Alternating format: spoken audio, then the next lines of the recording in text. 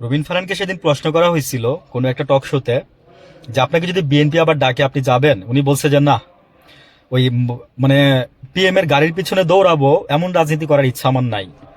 এবং আমি যদি এখান থেকে বের না হইতাম, টেকনাফ থেকে তেঁতুলিয়া আমাকে কতটা ভালোবাসে মানুষ। শুধু তাই না, রাজশাহী থেকে, যশোর থেকে, বিভিন্ন মানে বর্ডার অঞ্চলের যারা থাকেন, চাপাই নবাবগঞ্জ, ওইখান থেকে ওনার সাথে দেখা করার জন্য লোক আসছে, আমার এলাকার নেত্রী কিন্তু। এবং উনি কখনো মানে অলি আহমেদ হইতে চায় নাই, ওনার বাবার মতো হইতে চায় নাই, উনি সাধারণ থাকতে চাইছে। কিন্তু এখন যতই বয়স হচ্ছে উনি মনে করতেছে যে উনি ওনার বাবার মতো হয়ে যাচ্ছে। বিয়ে শাদী তো করলোই না। আসলে রাজনীতির সাথে যারা জড়িত থাকে, রাজনীতিটাকে যারা সাধারণ মানুষের সমস্যা মনে করে, তারা পারে না। আমি দেখছি যে এই যে যেমন ওনার বাবাই 55 বছর বয়সে সম্ভবত বিয়ে করছে, তাও ওনার মা বিয়ে করাতে, এইভাবে আমি বলবো আর কি। ওনার মা বেঁচে আছেন এখনো, অসুস্থ যদিও। ওনার বাবা তো অনেক আগেই মারা গেছেন, ওনার বাবা তো আওয়ামী লীগ করতো। তো উনি বিএনপিতে যোগ দিচ্ছে, রুমিন ফারহান। তো রুমিন ফারহানকে আরো কোয়েশ্চেন করা হয়েছিল যে দলে যখন ছিলেন আপনি তখন এগুলো বলেন নাই কেন।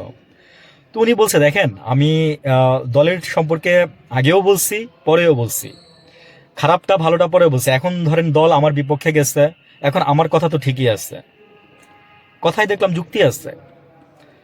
তো উনি বলছে যে না, আমি এই যে সারাটা জীবন আমি এইভাবেই আমি থাকতে চাই, আমি কখনো আর রাজনীতির সাথে মানে এই বিএনপির সাথে আমি আর যোগ দিব না। আমি কি বলবো জানেন, আমি বলবো যে আপনি এনসিপির সাথে যান, তরুণরা আপনাকে পছন্দ করে। একদম অনেস্টলি বললাম কথাটা রুমিন আপা। তরুণ লোকজন আপনাকে মানে তরুণ যারা আছি আমরা আমরা আমরা আপনাকে পছন্দ করি, আমাদের পরের জেনারেশন আপনাকে পছন্দ করে।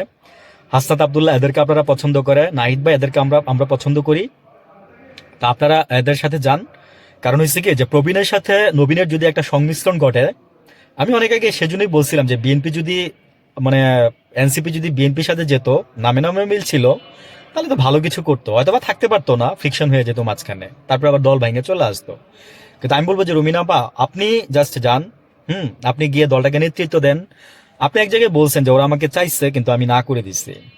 হয়তো বা আপনার প্ল্যান সামনে বদলাও যেতে পারে, কারণ রাজনীতিতে শেষ কথা বলতে কোনো কিছু নাই। মানে এটা মুখের কথা আর কি, কিন্তু শেষ কথা বলতে রাজনীতিতে থাকা উচিত, কিছু থাকা উচিত। শেষ কথা বলে কিছু থাকা উচিত, কারণ এইভাবে না শেষ কথা নাই, শেষ কথা নাই রাজনীতিতে, এগুলো শুনতে আমাদের আর ভালো লাগে না। আজকে 54 বছর 55 বছর হয়ে গেছে স্বাধীনতার, অথচ দেশটার কোনো পরিবর্তন হলো না। অথচ আমাদের চেয়ে মালয়েশিয়া গরিব ছিল, সিঙ্গাপুর গরিব ছিল। হ্যাঁ, ঢাকা ঢাকা ইউনিভার্সিটি একসময় মানে প্রাচ্যের অক্সফোর্ড ইউনিভার্সিটি ছিল। মানে কি বলবো, এটসেট্রা এটসেট্রা, অনেক স্বনামধন্য মানে বাংলাদেশ ছিল। কিন্তু আমাদের এই যে শিলপাটার মাঝখানে, ওই বুঝে নিয়েন শিল আর পাটাকে, দুইটা দলের কথাই বলছি, মাঝখানে মরিচের জীবন শেষ, আমরা জনগণ।